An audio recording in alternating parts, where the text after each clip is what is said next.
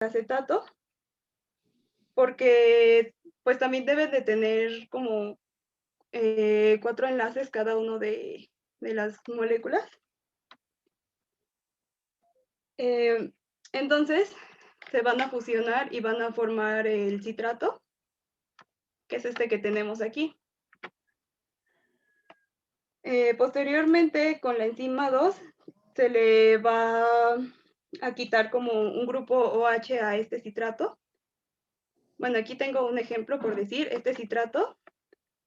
Y entonces va a quedar inestable, porque como ya les había comentado, pues los carbonos deben de estar ocupados en sus 4 enlaces.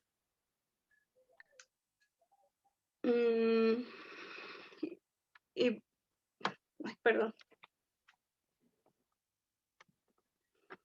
Bueno, entonces ya al quitarle el hidrógeno, se va a desestabilizar y entonces se va a cambiar el nombre a esta molécula que se llama conitato, pero las moléculas que soltaron, pero con las moléculas que soltaron, perdón, se va a formar un H2O.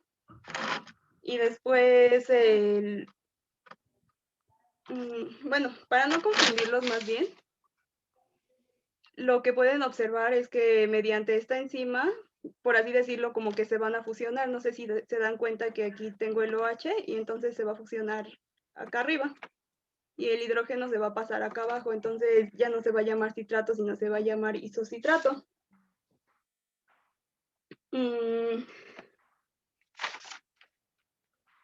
Después,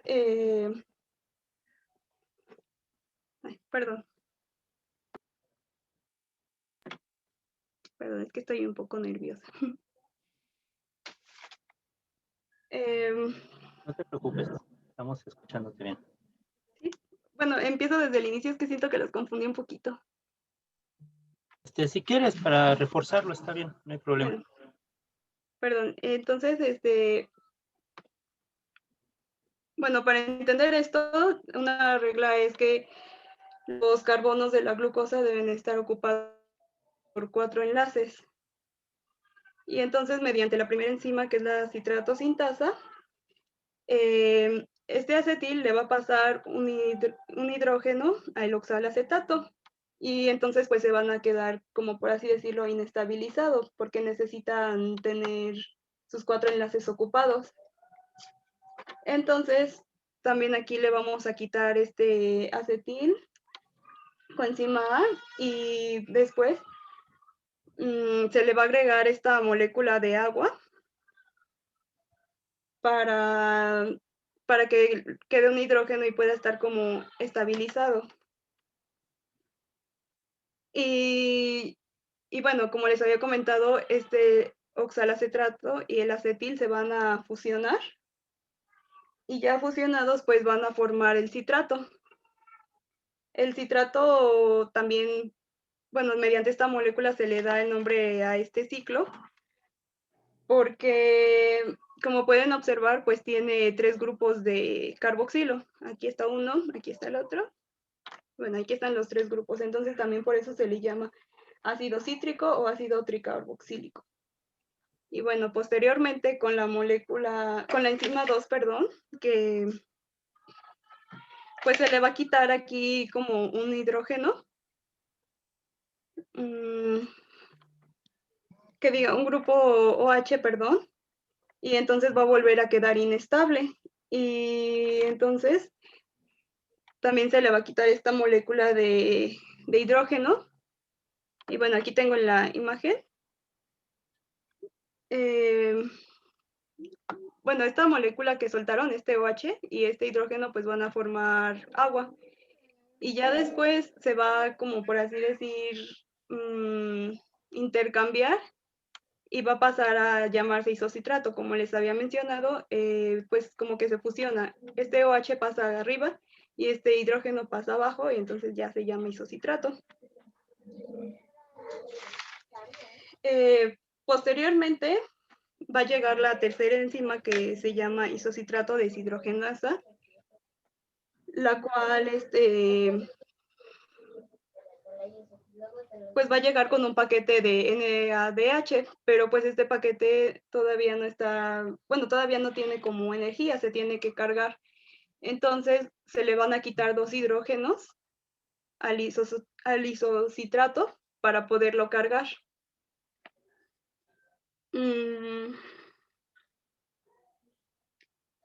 Y entonces, bueno, va a quedar sin 2 hidrógenos de aquí, pero pues como les comenté, tiene que tener 4 enlaces el carbono para que pueda estar, como por así decirlo, estabilizado. Entonces va a soltar este grupo de carboxilo y se va a formar en CO2. Bueno, como pueden observar, aquí se soltó. Y para poder estabilizarlo se le va a poner doble enlace, pero ahora ya no se va a llamar isocitrato, se va a llamar alfa-cetoglutarato. Y pues bueno, aquí en el alfa-cetoglutarato va a tener, mediante la enzima 4, que es la alfa-cetoglutarato deshidrogenasa, otro paquete de energía, que es este que tenemos acá, pero como ven, pues también no está todavía cargado, entonces se le van a quitar otros 2 hidrógenos para poderlo cargar y pasar a NADH más H. Y pues bueno,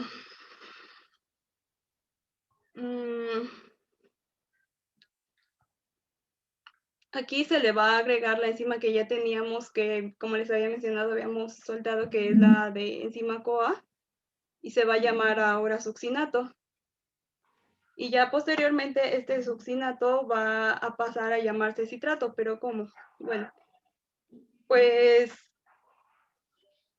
mediante este proceso se va a ocupar una enzima que es la enzima 5, que se llama succinil-CoA sintasa, la cual pues trae otro paquete de energía, que es el GDP, pero este GDP todavía no está cargado porque, bueno, se llama guanin difosfato, pero para que esté cargado, bueno, aquí tiene 2 fosfatos, pero para que pueda estar cargado tiene que tener 3 fosfatos. Y pues este paquete viene con este grupo de fosfato inorgánico, que es este que pueden observar. Entonces se le va a quitar un hidrógeno y se le va a pasar al succinato. Y ya como, bueno, este fosfato, perdón, se va a pasar a este GTP para ahora sí estar cargado. Y ya, después, pues este succinato va a pasar a fumarato, el cual pues tiene estos 2 cofactores, que es el fierro y el azufre. Pues estos cofactores son para que la enzima se pueda llevar a cabo. Y pues esta enzima viene acompañado con otro paquete de energía, que es el FAD. Y pues le van a quitar aquí 2 hidrógenos para poderlo cargar. Y entonces al quitarle los 2 hidrógenos, se va otra vez a desestabilizar y se le tiene que agregar otro enlace al carbono. Y pues ya ya ahora ya no se va a llamar succinato, sino que se va a llamar fumarato. Posteriormente, el fumarato va a pasar a llamarse malato mediante la enzima malato deshidrogenasa. Y pues bueno, como aquí ya está como muy inestable y algo débil, entonces se le va a agregar una molécula de agua, que es esta que tenemos aquí. Y pues entonces ya tenemos como que todo estabilizado. Y ahora esta molécula llamada malato va a pasar a llamarse oxalacetato. Pero bueno, mediante la enzima que va a pasarlo, también tiene otro paquete llamado NAD, y le va a quitar otros 2 hidrógenos para llamarse NADH. Y entonces, pues ya llegamos para que se vuelva a estabilizar, perdón, se le tiene que poner otro doble enlace. Y ahora se vuelve a llamar oxalacetato. Y este oxalacetato, pues, como ven, es el que teníamos al principio. Entonces, se va a seguir ocupando para seguir recorriendo otra vez el ciclo. No sé si tengan alguna duda.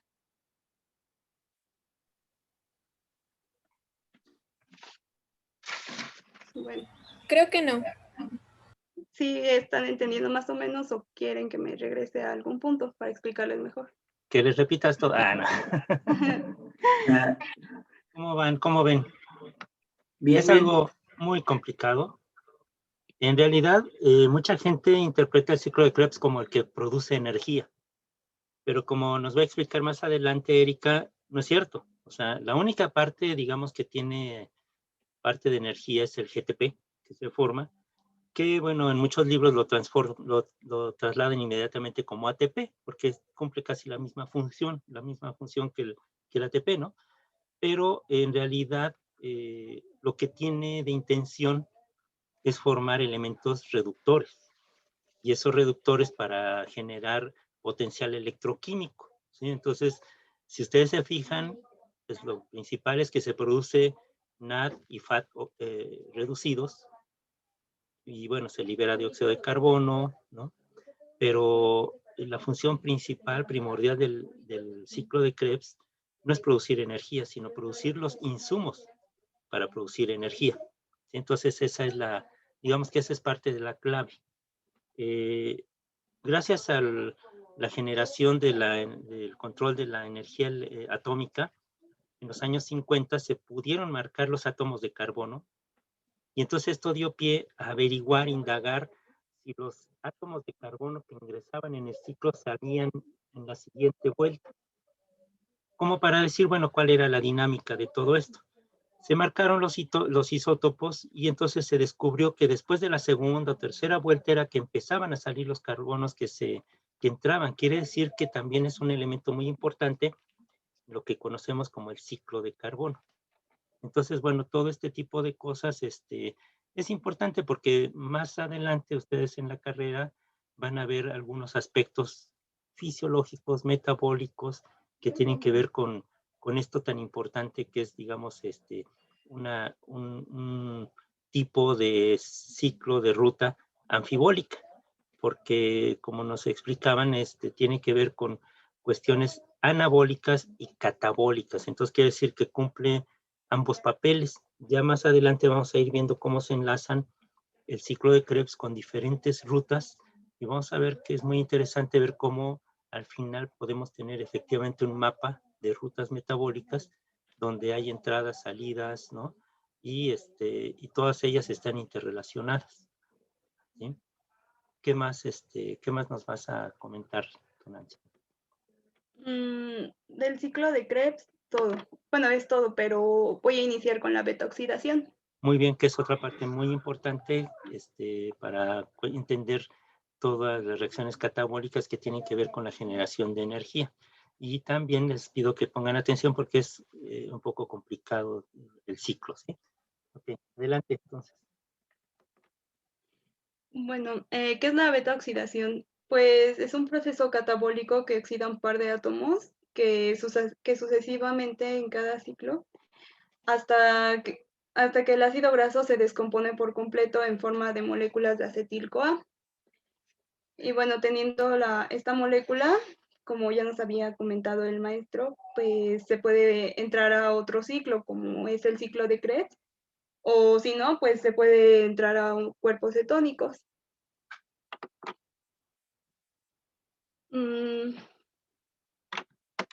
Este ciclo, pues, fue creado por Franz Knopp, quien utilizó inhibidores químicos como trazos de vías metabólicas, y este experimento consistió en alimentar perros con ácidos grasos marcados con el con el contrario al carbono carboxílico y con un anillo de benceno.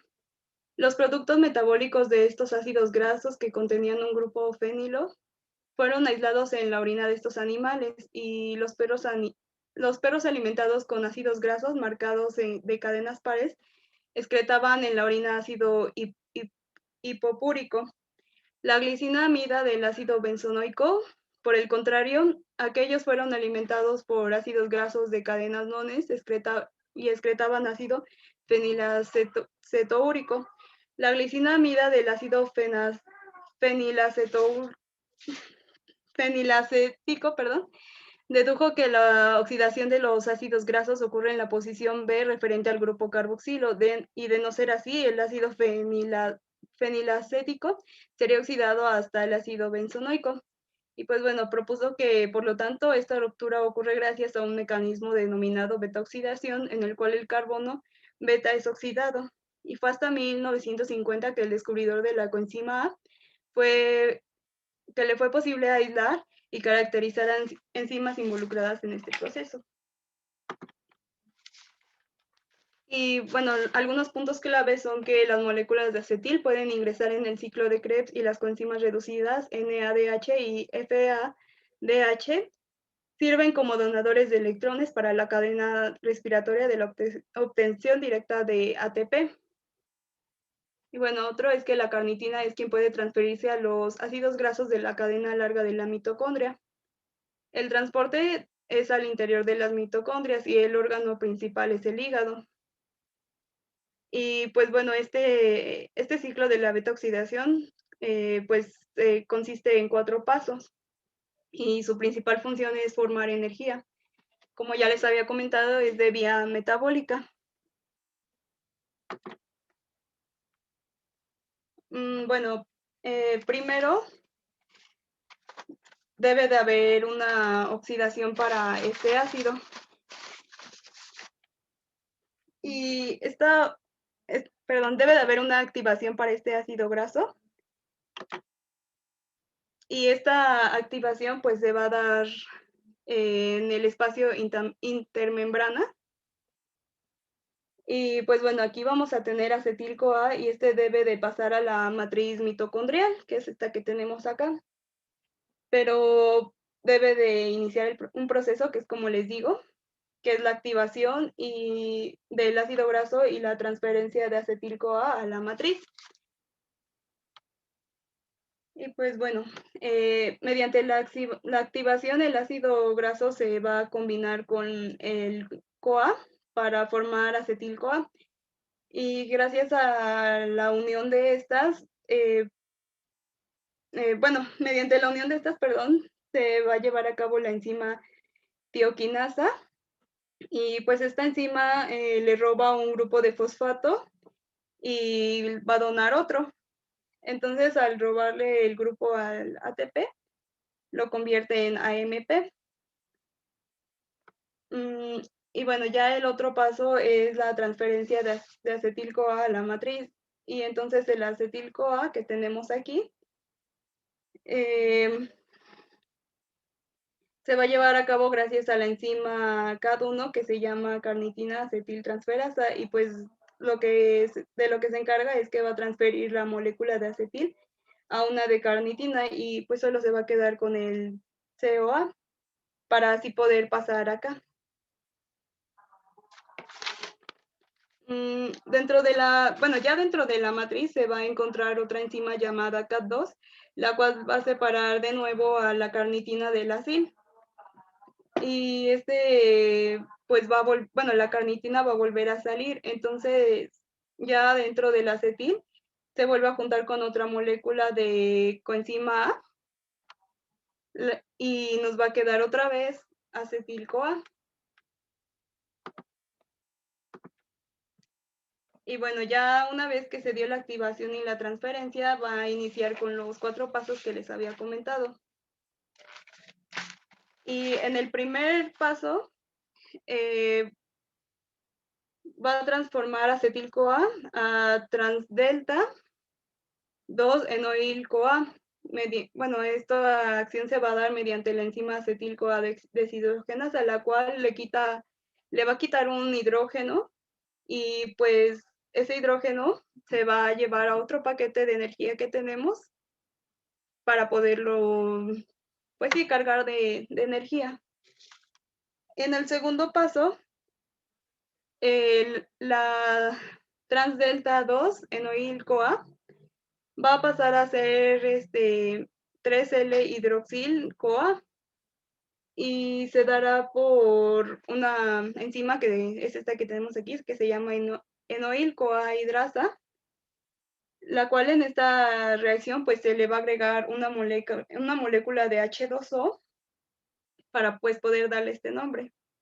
Bueno, aquí está acomodada el H2O.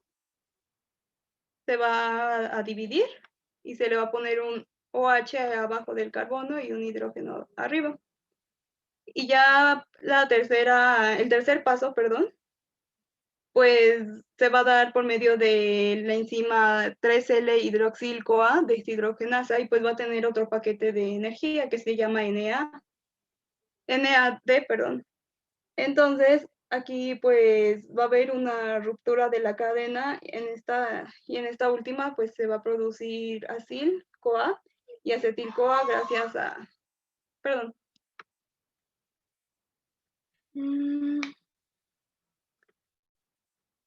Bueno, ya el paso 4, perdón. Aquí es donde les digo que va a haber la ruptura por medio de la enzima tiolasa y entonces se va a producir acetil-CoA y acil-CoA.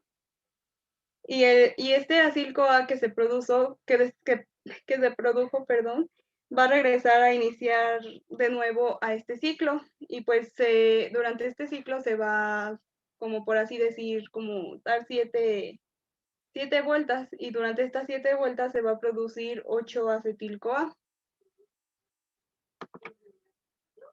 Y bueno, este es como un balance de energía, que 7 moléculas de FDA va a producir 2 ATP y como ya les había comentado, se van a dar 7 vueltas, entonces el total que va a producir de ATPs son 14. Y aquí tenemos unas 7 moléculas de NADH y pues cada una contiene 3 ATPs.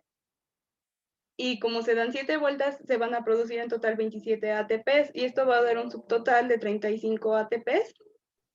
Y pues posteriormente bueno, aquí tenemos 8 moléculas de acetil-CoA, las cuales contienen 12 ATPs y se van a producir, bueno, como ya les había comentado, tenemos 8 acetil-CoA más bien.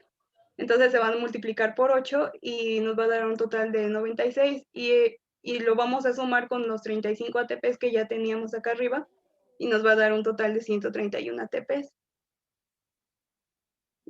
Pero pues en todo este proceso se le van a restar 2 ATPs, que son los que pierde de toda la energía. Entonces, en total vamos a tener 129 ATPs. Estaba matando la agua. Y bueno, les voy a explicar qué son los cuerpos cetónicos. Los cuerpos cetónicos, en el hígado se posee la capacidad enzimática de derivar parte de acetil-CoA procedente de la beta-oxidación de los ácidos grasos o el ácido pirúvico.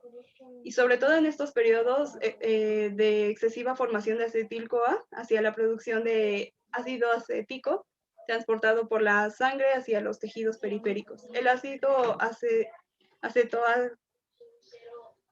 acetoacético, la acetona, el ácido 3-hidroxiburídico, sintetizado a partir del acetil-CoA, son los llamados cuerpos cetónicos. Para estos cuerpos cetónicos también tiene 3 pasos. El primero es la condensación de 2 moléculas de acetil-CoA para formar acetil-CoA, reacción catalizada por la enzima tiolasa. Y en esta etapa inversa la tiólisis en la beta-oxidación de los ácidos grasos. Después, el segundo paso es la formación de 3-hidroxil, 3-metilglutaril-CoA, que a partir del acetoacil-CoA y acetosil-CoA y agua, van a condensar la hidroximelatilglutaril CoA sintetasa, que es similar a la catalizada por la enzima citrato sintasa, y esta reacción es impulsada gracias a la ruptura del enlace tioéster del acetil-CoA.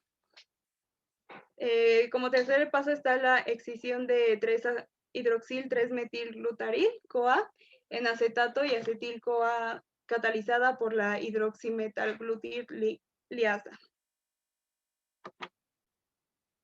Y pues bueno, entre mis referencias me guié sobre todo con el libro de Bioquímica Ilustrada de Harper.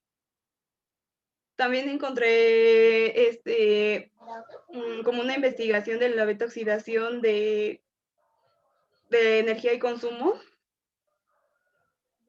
Ocupé el libro de Química Biológica de Antonio Blanco y la importancia de la grasa a la supervivencia del ayuno a través de la enzimopatía de Mendoza. Y pues bueno, también vi algunos videos en YouTube para guiarme un poquito. Y pues eso es todo. No sé si tienen alguna duda. Sí. Nada más algunas cosas así como que de lenguaje. O sea, directamente el NAT no reducido no produce ATP, sino que más bien, digamos que da los insumos, como vamos a ver más adelante, para el transporte de electrones que generan ATP, ¿no? Efectivamente. Y también otra cosa, bueno, la cuestión de los cuerpos cetónicos, esto es bien importante, o sea, el cerebro lo que requiere es glucosa, ¿sí? Forzosamente requiere glucosa y si no tiene glucosa, entonces el cuerpo, el organismo busca de dónde obtener esa glucosa. Una vía, digamos, evolutivamente inmediata es degradar grasas mediante la beta-oxidación para obtener glucosa. Lamentablemente eso es lo que sucede en la gente que tiene diabetes. No puede captar la glucosa del torrente sanguíneo hacia las células y entonces el organismo lo que interpreta es que como no tengo glucosa, la busco a ver de dónde. Más adelante vamos a ver la gluconeogénesis y precisamente la parte esta del metabolismo de las grasas, pues es una vía alternativa para la gente que tiene el problema de la diabetes, pero el problema está en que genera un exceso de cuerpos cetónicos derivado del metabolismo de las grasas. Una vía ya extrema, pues es degradar músculos, ¿sí? Degradar proteínas que están en nuestro músculo. Y bueno, también, por ejemplo, por eso es que la gente con diabetes ya muy descontrolada baja tanto de peso porque pierde mucha masa muscular, entre otras cosas. Además de perder masa muscular, bueno, se acidifica su orina, o los cuerpos cetónicos presentes, como no son volátiles, pues se disuelven en el organismo, en el plasma, hacia la orina. Y entonces ahí también esa acidificación provoca que haya un ambiente alterado en las vías urinarias y por eso en la gente con diabetes son tan recurrentes las infecciones de vías urinarias porque las bacterias que viven completamente en medios muy ácidos, pues ahí proliferan, mientras que otras mueren, entonces proliferan estas que son las que provocan infección de vías urinarias. Eh, hay muchas cosas muy interesantes con respecto al ciclo de Krebs y bueno, es muy complicado.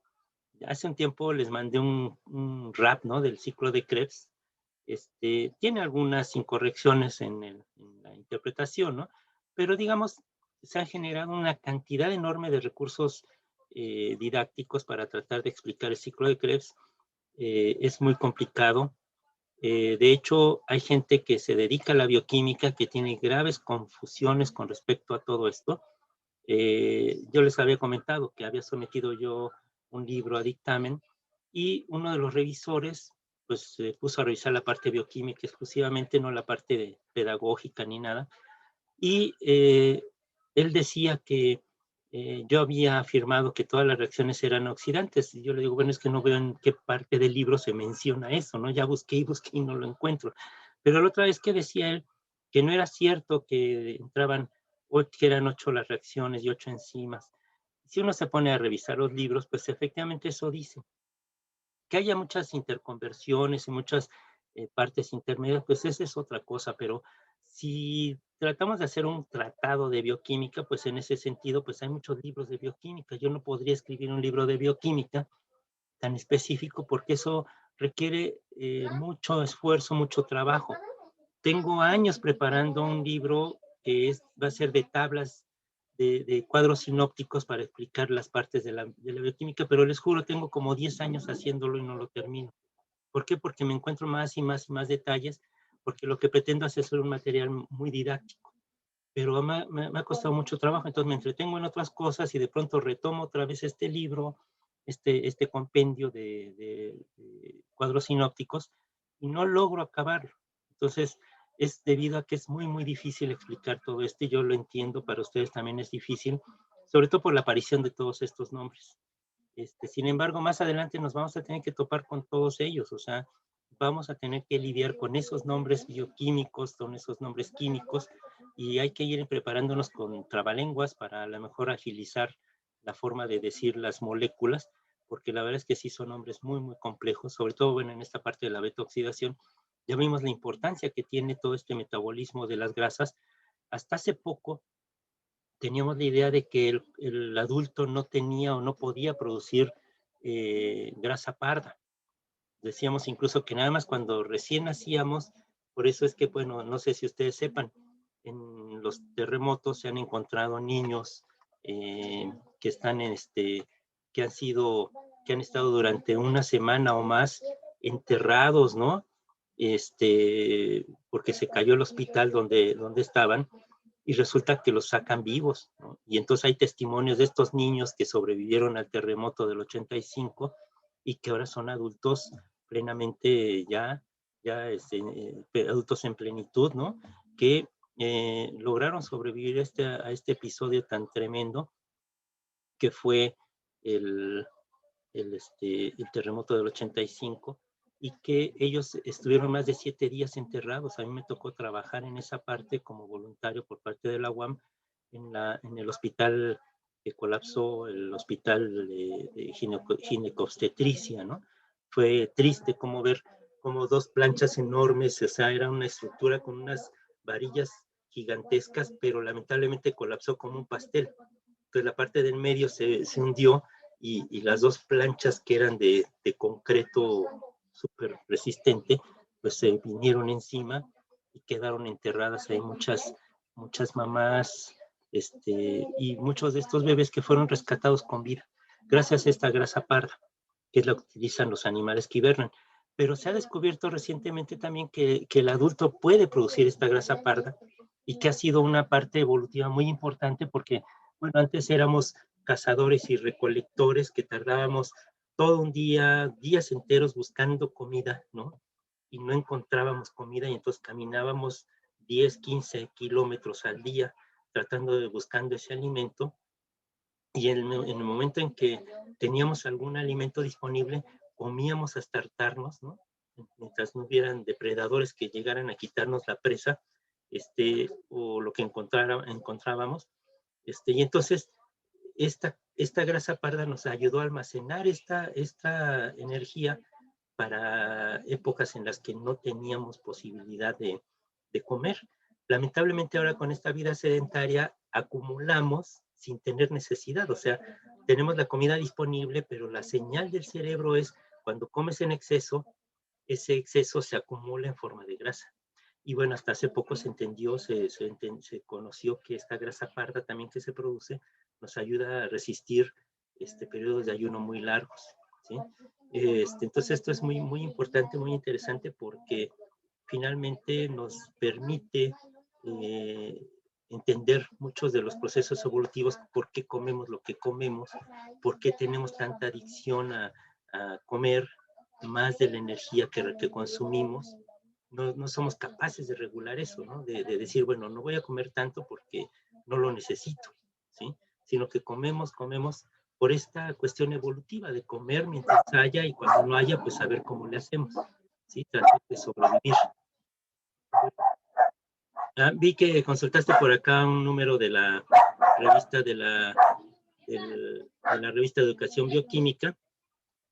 Yo trabajé ahí 11 años en esa revista, ha sido muy importante porque muchos estudiantes que están haciendo su doctorado encuentran en este tipo de revistas una vía para poder exponer sus resultados previos de su trabajo de tesis, ¿sí? Entonces muchos de estos autores son tesistas que están haciendo su trabajo de maestría, de doctorado, y que se les da la oportunidad en esta revista de Educación Bioquímica de publicar sus primeros avances. Entonces es una revista de revisiones, una revista de divulgación científica que ha sido muy importante, tiene ya muchísimos años, tiene alrededor de 35, 40, como 40 años ya casi de existir esta revista y ha sido un medio de expresión muy importante de la Asociación Mexicana de Profesores de Bioquímica.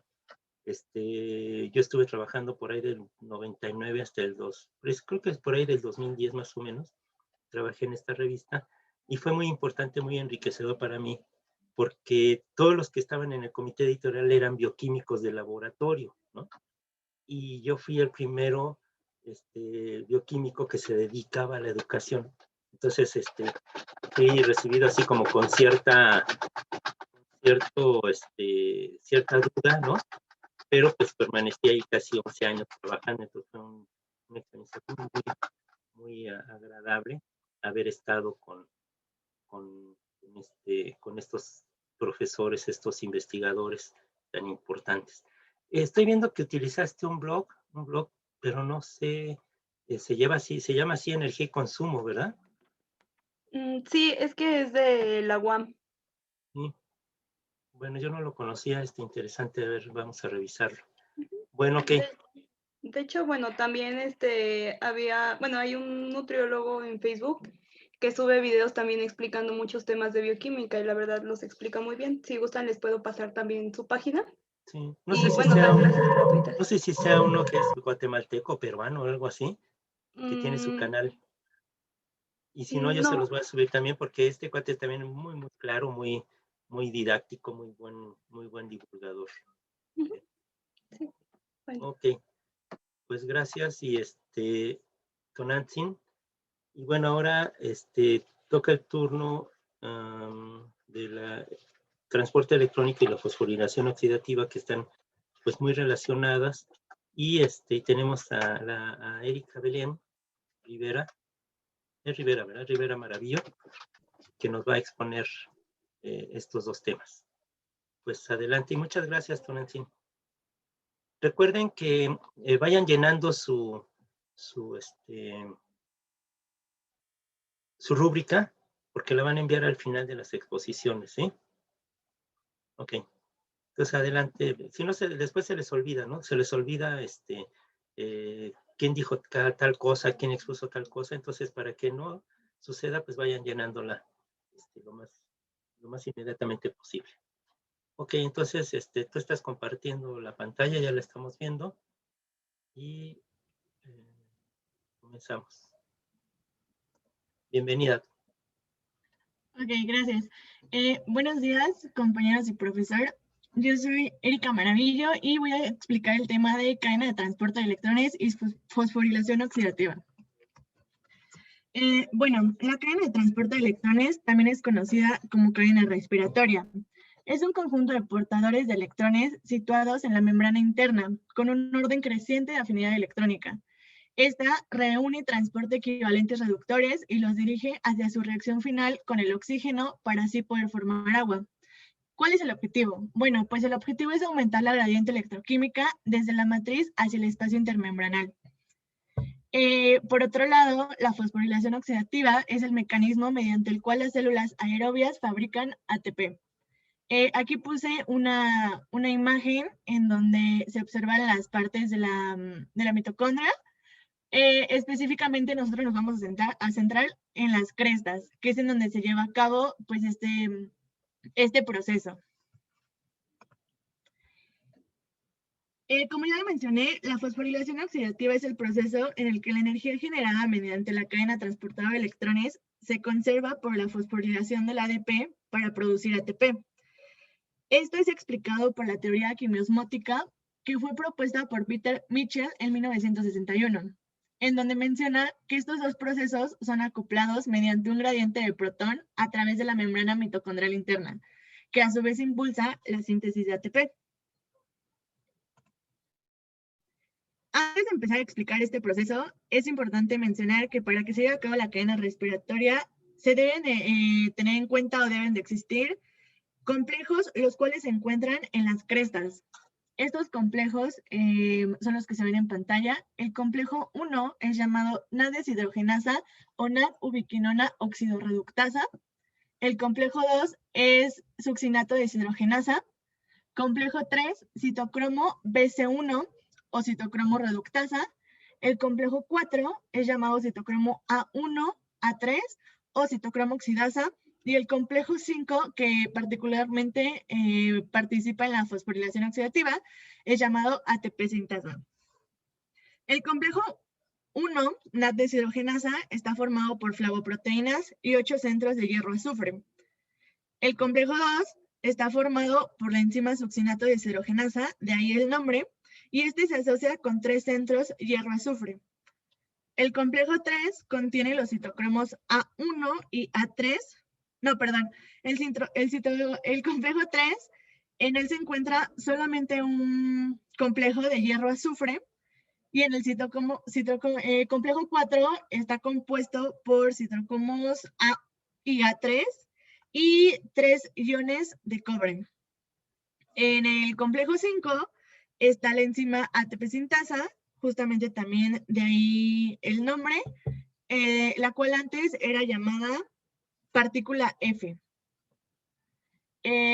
Aquí les puse un esquemita en donde se alcanza a observar la cadena transportada de electrones. Pero en la siguiente diapositiva también puse otro en donde siento que va a ser un poquito más fácil explicarlo. En este alcanzamos a ver la matriz y el espacio intermembranal. Voy a dejar muy en claro que el objetivo, pues como ya lo mencioné, es aumentar el gradiente electroquímico, lo cual se van a bombear protones desde la matriz hacia acá, o sea, hacia el espacio intermembranal. Vamos a empezar con el complejo 1, en donde tenemos una molécula de NADH reducido, que le da electrones a las flavoproteínas, los cuales son transportadas al complejo hierro-azufre. Aquí estamos en el complejo 1. Se las da al complejo hierro-azufre y de ahí lo pasan a la coenzima Q. Aquí. Y en el primer paso, por así decirlo, se bombean 4 protones hacia el espacio intermembranal. Entonces, se le dan 2 electrones del NADH reducido a las flavoproteínas, después al complejo hierro-azufre y de ahí a la coenzima Q. Después, la coenzima Q, la cual es una proteína móvil, se desplaza hacia el complejo 3. Ahorita vamos a dejar un poquito de lado el complejo 2, este ahorita lo explico. Entonces estamos en que pasamos al complejo 3 y de ahí le cede sus electrones al citocromo B y estos a un complejo hierro-azufre. Después a un citocromo C1. De esta manera, estos electrones también bombean 4 protones. Después, los electrones del citocromo 1 pasan al citocromo C, aquí, lo cual también es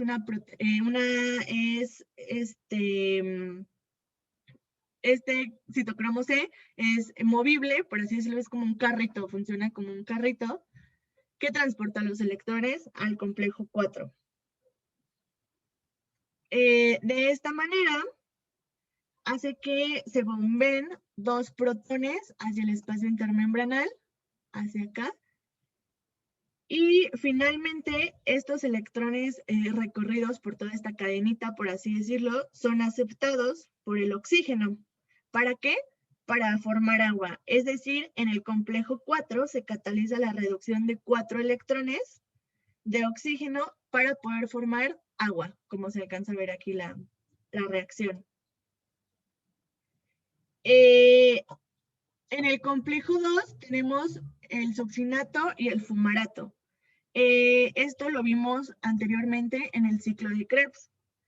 Pues interviene, como también lo vimos en el ciclo de Krebs, interviene el cofactor FAD para poder ceder electrones con ayuda de la enzima succinato deshidrogenasa. Se ceden 2 electrones hacia arriba, por así decirlo, hacia la coenzima Q, y de ahí la coenzima Q empieza a transportarlos por todo el camino, por toda la cadena, por así decirlo, y de esta manera hace que se bombeen 6 protones hacia arriba, hacia el espacio intermembranal. Lo cual nos lleva a que los protones que fueron bombeados hacia hacia el espacio intermembranal, quieren regresar hacia la matriz y lo hacen mediante la ATP sintasa, en donde 4 protones se reúnen para regresar cuando pasan, y cuando estos pasan generan energía haciendo mover las aspas de la enzima. Lo voy a explicar con esta imagen. Aquí tenemos los protones que quieren regresar hacia la matriz. ¿Cómo lo hacen? Pues lo hacen mediante la ATP sintasa, que es esta especie como de figura que tiene unas aspas. Entonces, ¿cómo lo hace? Pues lo quiere hacer violentamente. De esta manera se reúnen 4 protones para regresar, que cuando regresan generan energía haciendo mover estas aspas, las mueven, empiezan a dar vueltas, en donde un ADP se une a un fosfato para generar ATP. Y es aquí en donde se aprovecha la fuerza protón motriz. En el lado izquierdo puse como las equivalencias, por así decirlo. Tenemos que 4 protones generan un ATP, como ya lo expliqué. Una molécula de NADH genera 10 protones, como lo expliqué aquí. Son 4 y son 2, lo cual nos lleva a 10 protones. Entonces serían, ¿cuántos ATPs? Pues 2.5. Y el FADH genera 6 protones, lo cual nos lleva a 1.5 ATP. En muchos libros o en muchos revistas, artículos que hemos leído, lo cierran a 3 ATP y a 2 ATP, pero lo exacto es 2.5 ATP y 1.5 ATP.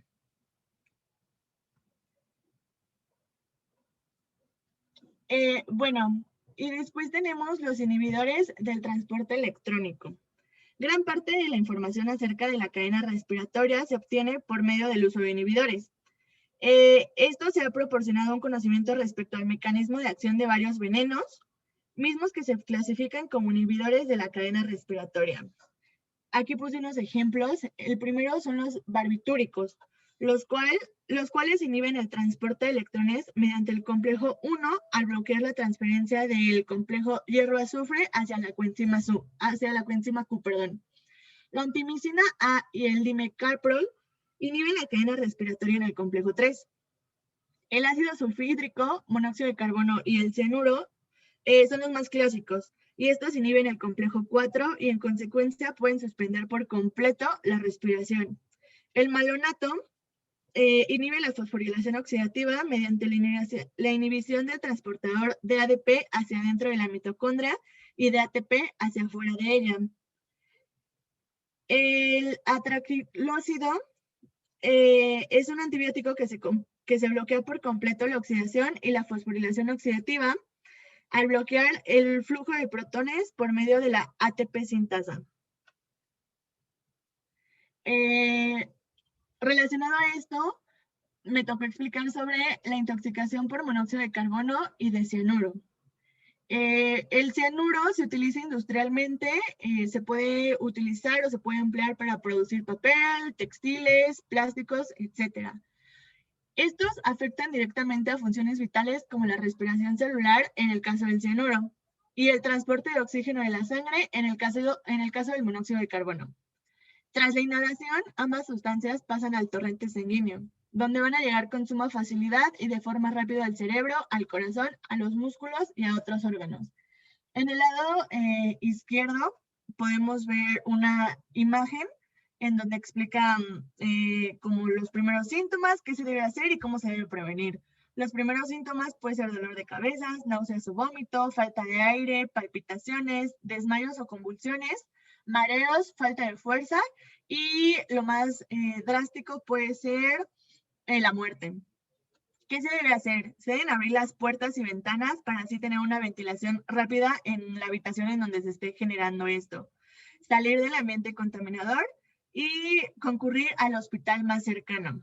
¿Cómo se puede prevenir? Se puede prevenir teniendo las instalaciones de gas bien instaladas,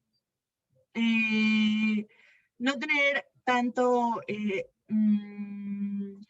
no estar tan relacionado con la combustión a la leña es como lo más importante. Estos causan hipoxia a nivel celular. ¿Qué es lo que se debe hacer? Pues se deben aislar las vías aéreas, intubando para que éstas se puedan obstruir. Se debe administrar oxígeno en una alta concentración para así poder contrarrestar esta intoxicación y pues suministrar algún tratamiento. Como ya lo mencioné, es muy importante acudir al hospital de manera rápida. La hidroxocabalamina es un antídoto con el cual se consigue que el cianuro se elimine por medio de la orina de nuestro cuerpo.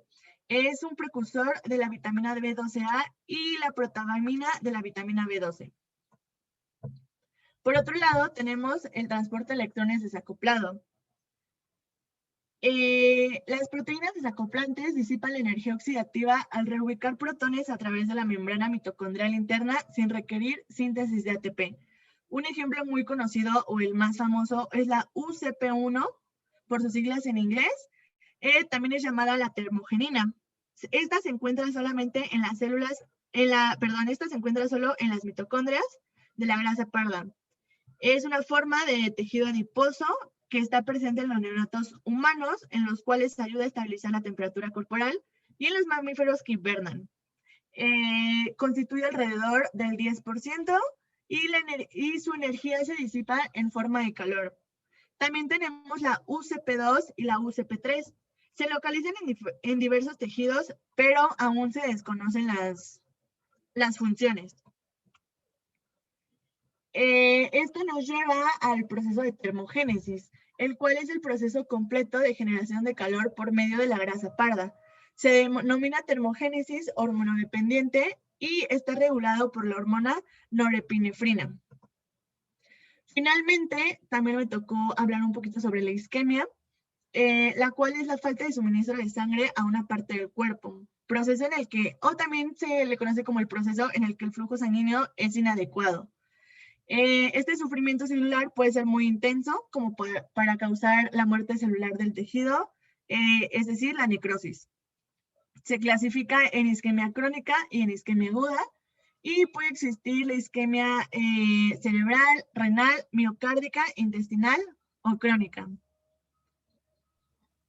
Y finalmente, para concluir, aquí están mis referencias bibliográficas.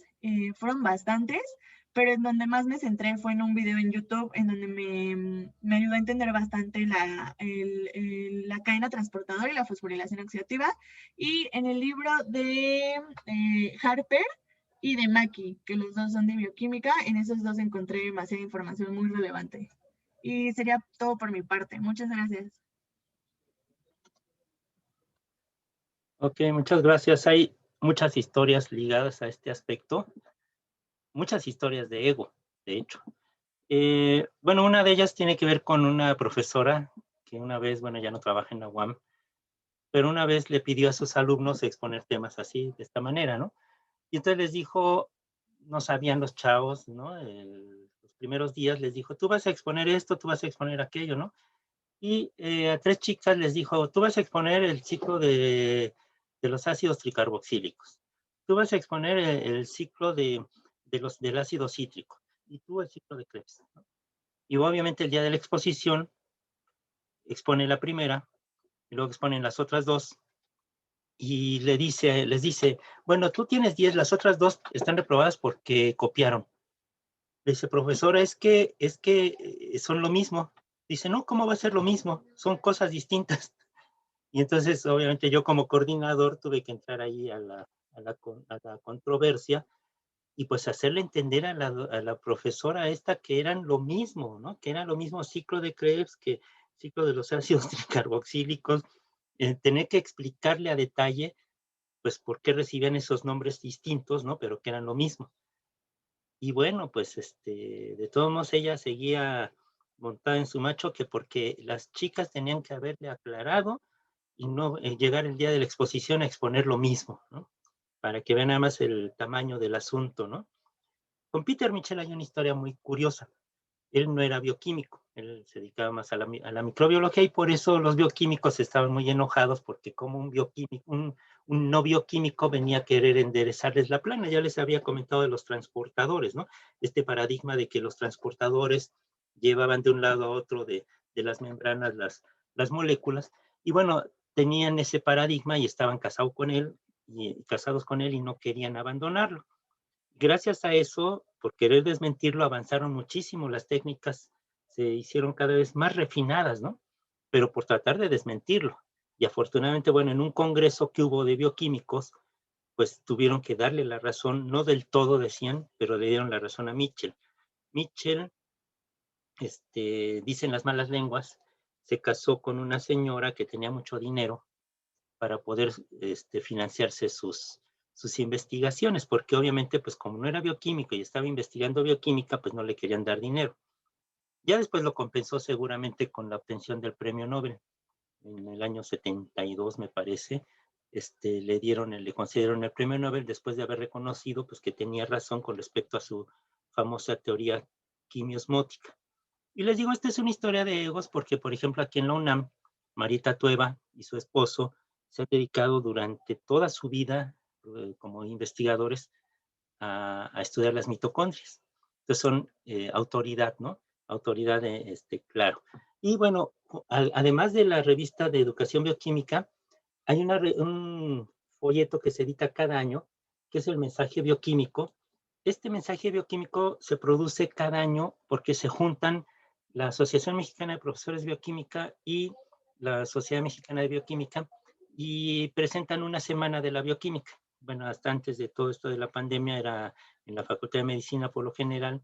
A veces llegaban a ser en lo que era antes la Facultad de Ciencias, en la Torre de Humanidades 2, hay un auditorio y a veces era ahí el evento.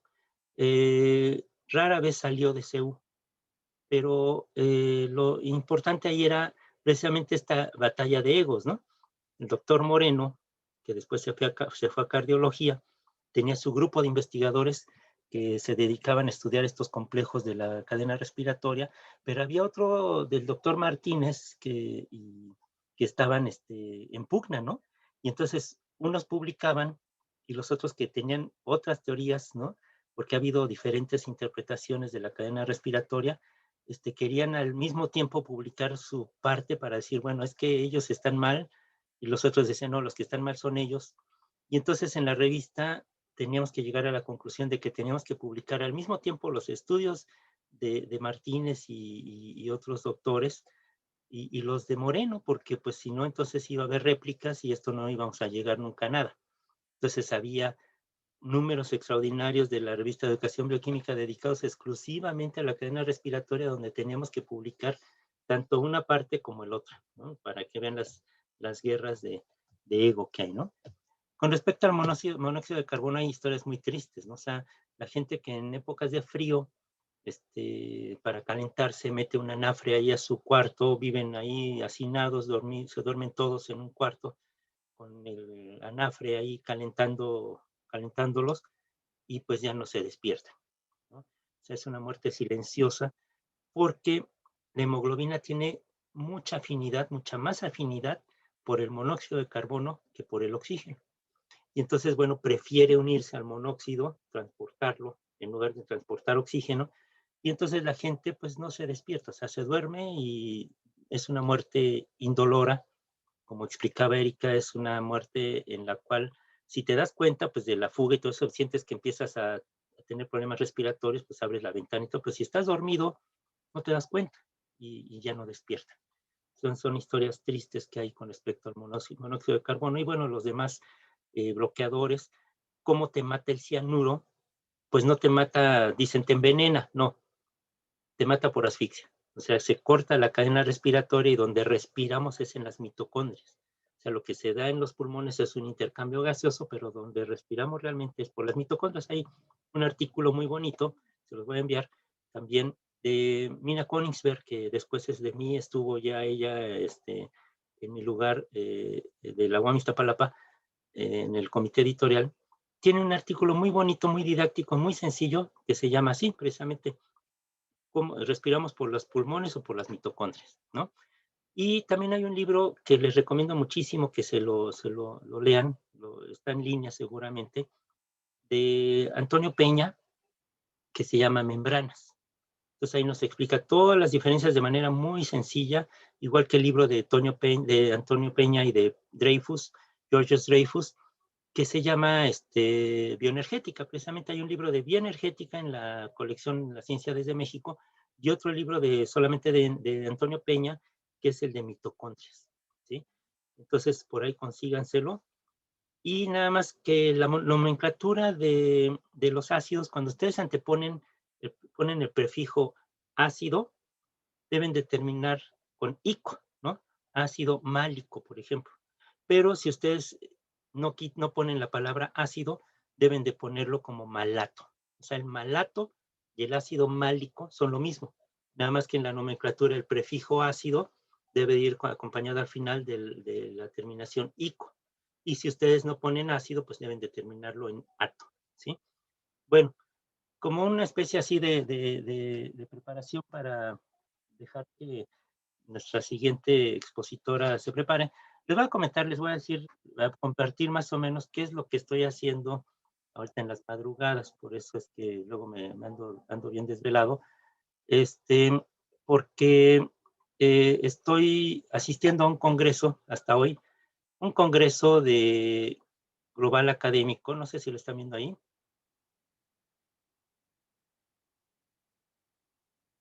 Sí se ve, profe. Sí, bueno, vean, este congreso es en línea.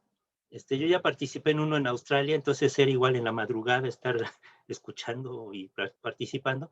En este no participé, nada más escuché, pero es en Portugal, fue en Portugal, ya se clausuró hace rato, pero fue en Portugal y pues vean ahora cómo son los congresos virtuales, ¿no? Llega uno, a veces hasta se ven los camiones, ¿no? Se baja del camión, entra al auditorio, se abre la puerta, ¿no? En este caso ahí está ya el auditorio, bueno, la recepción y los diferentes auditorios, y uno escoge, ¿no? A dónde quiere ir, si quieres ir a uno de los, o ver el programa, o ver la agenda, o ver o entrar directamente a uno de los paneles. Hay unas, en la parte de izquierda y derecha, está el calendario, el horario, entonces ya uno escoge irse a determinado auditorio o le da clic ahí directo a las sesiones y entra uno a un supuesto auditorio, ¿no? Donde se van a presentar los diferentes ponentes, se proyectan los expositores, por ejemplo, que antes te regalaban plumitas y todo eso, pues ahora están ahí sorteando licencias y cosas así para sus programas. Hay esa área de exhibición que es donde se presentan todos los productos, ¿no? Los expositores presentan ahí sus aplicaciones o sus materiales, ¿no? Y también tienen, bueno, puedes ver el currículum de las personas, en qué sesión van a estar, de qué van a hablar, y puede uno ver, ya sea en directo o como en streaming o ya grabadas las sesiones, ¿no? O entrar a lo que nos presentan los expositores, ¿no? Nos explican de qué es lo que venden, ¿no? Y entonces uno puede entrar, les digo, a diálogos con otras personas, ¿no? Se llega a acuerdos para ir a una mesa y platicar como en chat, ¿no? Con otras personas. Y entonces se simula todo lo que antes se hacía de manera, pues sí, presencial, ahora es totalmente en línea, totalmente virtual, ¿no? Entonces es interesante cómo, pues, toda esta situación nos ha cambiado la mentalidad. Antes uno no pensaba, uno incluso a veces hasta aprovechábamos para hacer lo que decíamos, turismo académico, ¿no? Decíamos, es que tengo que presentar un trabajo en Atlanta y que no sé qué, y ahí buscabas dinero, el rector o el director, o si tenías un proyecto, de ahí tomabas parte de ese dinero que tenías asignado de tu proyecto para presentaciones en el extranjero. Bueno, era una oportunidad de ir a conocer otras partes del mundo, ¿no? Ahora se facilitan las cosas, pero el contacto humano es lo que un poquito pues hemos perdido ahí, ¿no? Aunque estemos viéndonos las caras en las pantallas y todo eso, hemos hecho grandes amigos ya ahora en estos medios. No nos conocemos personalmente, pero incluso ya hay hasta invitaciones, ¿no? Ayer un señor me invitaba a un congreso de robótica. Él tiene 1,500 alumnos porque les está dando asesoría para construir robots. Él vende ya los robots, ¿no? Para armar y todo eso. Y entonces me dice, oye, pues te invito y para que conozcas. Y eso era antes difícil porque él está en Yucatán, por ejemplo, ¿no? Y entonces era muy difícil ir a Yucatán a ver sus robots. Ahora ya los puede mostrar en video y todo eso. Entonces, bueno, sí se ha facilitado la comunicación, pero lamentablemente esta parte del contacto, ¿no? El contacto es lo que nos va a hacer mucha falta. Y bueno, quien se dedicaba o quien le gustaba el viaje, pues ya no tenemos la posibilidad de andar viajando tan fácilmente, ¿no? Ya son muchas restricciones, que estás en cuarentena, que te ponen las vacunas, que si te dejan o no te dejan entrar, que si te van a dar una visa verde para que puedas entrar o no, a determinados lugares para que no contagies y todo eso, ¿no? Entonces, todo el mundo está cambiando, ¿no? Tristemente a ustedes y a los del trimestre anterior, pues no los conocí ya presencialmente, ¿no? Tal vez a ver si un día de esto regresamos a la universidad, y a ver si nos conocemos de manera personal, ¿no? Pero por lo pronto, pues, estamos en esta situación y tenemos que adaptarnos. Y bueno, tenemos ahora a Elodia. Ah, pero nos decían que Elodia no se pudo conectar, ¿verdad? ¿Tienen alguna otra información de Elodia? Dijo que había tenido problemas con su conexión y que pues hoy no iba a poder conectarse. Bueno, ok. Entonces, bueno, pues entonces queda pendiente Elodia y entonces va a ser lo mismo. La próxima sesión del lunes, ella expone primero y se aplica la segunda evaluación. Entonces, pues en eso estamos y pues que tengan un buen fin de semana. Estamos ya terminando todo esto. Emparéjense con sus trabajos. Si tienen alguna bronca, que tengan ya un trabajo terminado y no les dio tiempo de entregarlo, mándenme un mensaje y pues se lo recibo obviamente ya con una menor calificación, pero no dejen de enviar sus trabajos, no dejen de terminar. Todo va a contar. Entonces, por favor, emparéjense los que estén atrasados. De momento yo les digo, bueno, nadie va a reprobar, o sea, todos van a aprobar, pero sí necesito que le echen las ganas al último que nos falta y estamos ya a días de terminar. Entonces yo quiero terminar más tarde el miércoles, tengo hasta el viernes para entregar actas, entonces si nos retrasamos un poquito, no se angustien, vamos a llegar a terminar a tiempo, ¿sí? Y bueno, díganle a Elodia que me diga qué es lo que pasa, si no puede, si me manda un mensaje y me dice cuál es el problema, a lo mejor podemos resolverlo de otra manera, o sea, a lo mejor ella graba su presentación y por medio del WhatsApp nos la hace llegar, con datos o algo así, y yo ya la pondría, ¿no? La exhibiría la presentación o qué, pero que me diga entonces qué es lo que podemos hacer, ¿sí? Sí, de hecho nos dijo que se le había ido la luz. Bueno, que le iban a quitar la luz, entonces que no iba a poder conectarse. Bueno, entonces díganle que el fin de semana ella me diga qué es lo que pasa y ya nos ponemos de acuerdo, ¿sí? Y la Sí, próxima, está bien. bueno, el lunes entonces seguimos con el tema 10. Bueno, además de ella, el tema 10, 11 y 12, que serían los que estarían pendientes para el lunes. Y quizás llegáramos hasta el 12, hasta el 10, 11, 12, a ver si nos diera el 13. Ah, no, tenemos todavía martes y miércoles. Entonces tendríamos hasta el 10, 11 y 12. Luego la siguiente serían los 3 temas. Terminamos el 17, les recuerdo, se adelantó, ¿sí? Y entonces nada más terminamos el miércoles, si acaso, con los temas 15 y 16. Si llegamos así. Bueno, entonces ¿Cómo? estamos en ¿Cómo, contacto. profesor? O sea, el siguiente miércoles ya terminamos ya lo último. Todo. Ah, ok, Sí. va. ¿Sí? Profe, ¿la bitácora se envía hasta el miércoles o...? Sí, lo pueden enviar desde el martes, miércoles. Okay. Ya nada más faltaría incluir lo último de la última sesión. Voy a abrir un espacio en envía y si tuvieran dificultad para enviarla, de todos modos, pues la otra sería mandarla al correo. Al correo, ¿sí? Sí, profe, gracias. Bueno, Gracias, profe. pues nos estamos viendo entonces y cuídense mucho el fin de semana y díganle a Elodia, por favor, que se comunique para ver qué podemos hacer. Profesor, Sí, Sí. sí. ¿Sí voy a poder mandar mi cuestionario o ya no? Sí, ahorita te doy 15 minutos para que lo respondas. Bueno, es que yo ya lo respondí y ve que ya no lo alcancé a mandar, entonces ya nada más hay que mandarlo. ¿Pero ya lo enviaste o no? No, por eso digo. Bueno, está abierto, lo puedes enviar ahorita. Ok, bueno, Déjame muchas gracias. Ya nada más, sí se puede enviar. De hecho, creo que ya llegó. Déjame, ahorita te digo. Eric, Ángel.